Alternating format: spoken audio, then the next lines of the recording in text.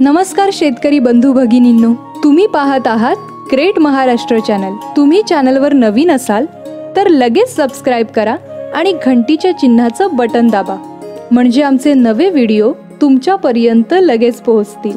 तर मित्रांनो, आज आपण जाणून घेऊया मुरघास म्हणजे काय आणि तो कसा तयार करतात व त्याचे फायदे काय असतात याबद्दल थोडक्यात माहिती। तर सुरुवात करूया मुरघास म्हणजे नक्की काय ह्या माहितीने। सोप्या भाषेत सांगायचं तर मुरघास म्हणजे हवा नसलेल्या जागेत धान्याचा चारा किंवा हिरवा चारा वाळवून आंबवून तयार केलेला चारा। मुरवून तयार केलेला घास म्हणजे मुरघास। एका हवा नसलेल्या जागेत हा चारा जमा करून नैसर्गिक प्रक्रियेने त्यातले जीवाणू चाऱ्यात असलेल्या साखरेचा उपयोग करून लॅक्टिक आम्ल तयार करतात, म्हणजे तो चारा आंबवतात। उदाहरणार्थ, आपण इडली डोसा बनवण्यासाठी ज्या प्रकारे उडीद डाळीचं पीठ रात्रभर हवाबंद भांड्यात आंबवतो, अगदी तसंच ह्या लॅक्टिक आम्लामुळे चारा जास्त दिवस चांगल्या अवस्थेत ठेवण्यात मदत होते। ह्यामुळेच तो आंबवला जातो, कारण उन्हाळ्यात व पावसाळ्यात जेव्हा वैरणाची कमतरता असेल तर मुरघास हा त्याचा उत्तम आणि पौष्टिक पर्याय आहे। तर आता पाहूयात मुरघास तयार करताना कोणती पिकं उपयुक्त असतात आणि केव्हा उपयुक्त असतात। पहिलं म्हणजे मक्याचं पीक असेल तर ते दुधात असतानाच कापावे। डाळींच्या पिकाचा चारा असेल तर तो फुलोऱ्यात कापावा। ज्वारी बाजरीचा चाराही फुलोऱ्यात असतानाच कापावा। ह्यापासून मिळणारा मुरघास चविष्ट आणि पौष्टिक असतो, तसेच रुचकर आणि संतुलितही असतो। मुरघास करण्यासाठी खरं तर सर्वच चारा पिकांचा वापर करता येतो। हिरव्या चाऱ्यासाठी जरी काही पिके उपयुक्त नसली तरी त्यांचाही वापर मुरघासासाठी करता येतो। जी पिकं चवीला कडवट असतात ती पिकं ही मुरघास तयार होत असताना चविष्ट होतात। मुरघासासाठी सर्वात उपयुक्त पीक म्हणजे मका व ज्वारी। मक्यात साखर आणि इतर पौष्टिक पदार्थ भरपूर असतात। ज्वारीचा मुरघासही उत्तम बनवता येतो।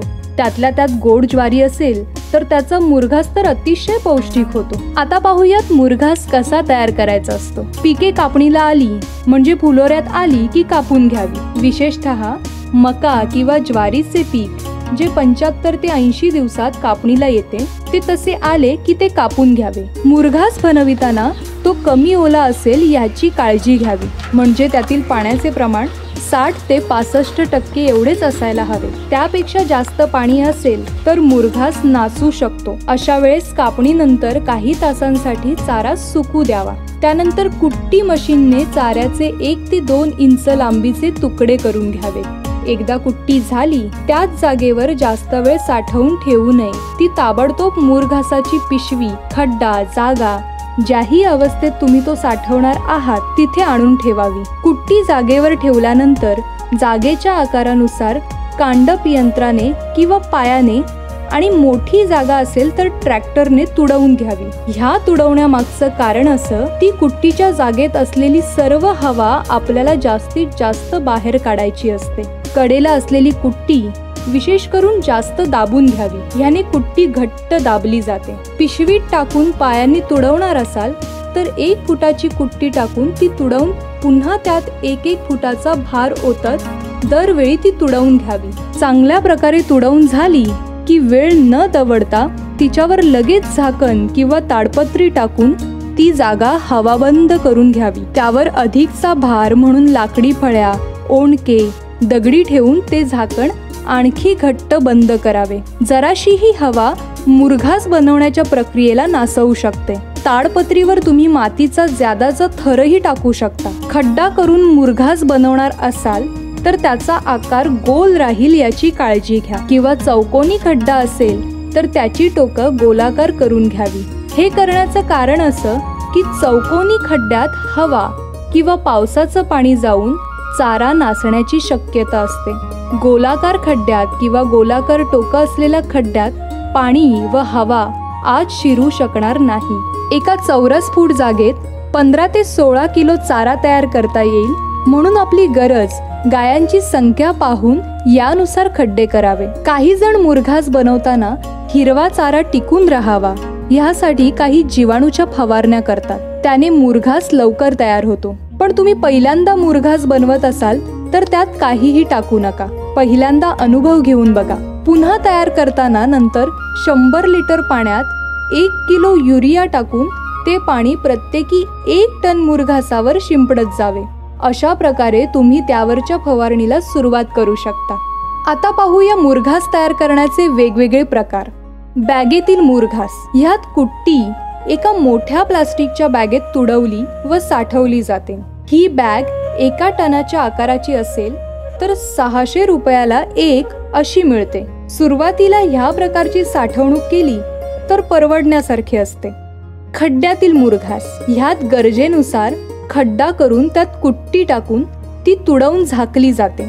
खड्ड्याला प्लास्टिकचे आवरण देऊन मग त्यावरच मुरघास टाकून तो साठवला जातो. अशा सर्व पद्धतीने मुरघास तयार केला जातो आणि अवघ्या 45 दिवसात मुरघास तयारही होतो. आता मुरघास तयार करण्याचे फायदे काय आहेत ते पाहूया.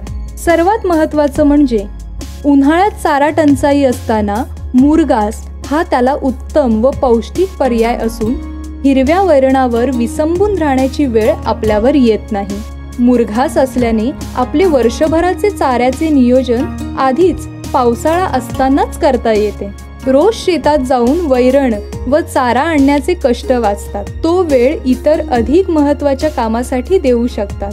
जनावरांना वर्षभर सतत पौष्टिक चारा मिळत राहिल्याने त्यांचे आरोग्य सुधारते. त्यांचे पोटाचे विकार कमी होतात. नेहमीसारखं पावसाळ्यात हिरवा चारा नंतर उन्हाळ्यात कडबा सुका चारा खातात. ह्या बदलामुळे त्यांना पोटाचे विकार होतात व दूध उत्पादनावर त्याचा परिणाम होतो. चाऱ्याचा प्रश्न असल्यामुळे जे शेतकरी जास्त गाय पाळण्याचा विचार करीत नाही ते शेतकरीही मुरघास साठवून तयार करून जास्त गायांचे उत्तमरित्या संगोपन करू शकतात. मुरघास पौष्टिक असल्याने जनावरं ते चवीने खातात आणि चारा वाया जाण्याची शक्यता जवळपास 0 असते. तुम्ही केवळ दुग्ध व्यवसाय करत असाल आणि तुमचे स्वतःचे शेत नसेल तर मुरघास बाजारात भरमसाठ असताना त्याची किंमत कमी असते. तेव्हाच गरजेनुसार विकत घेऊन तो साठवून ठेवावा.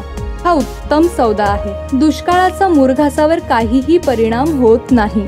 मुरघास तयार करण्यासाठी लागणारी पिकं 75 ते 80 दिवसात कापणीला येतात. त्यामुळे नंतर लगेच त्या ठिकाणी तुम्हाला इतर हंगामी पिके सुद्धा घेता येतात. तर ही होती मुरघासाविषयी थोडक्यात माहिती. तर ही माहिती कशी काय वाटली ह्याबद्दल खाली कमेंट बॉक्समध्ये आम्हाला नक्की कळवा बरं का. म्हणजे पुढचा व्हिडिओ आणखी जोमाने तुमच्या जवळ पोहोचवायला बळ मिळतं आम्हाला.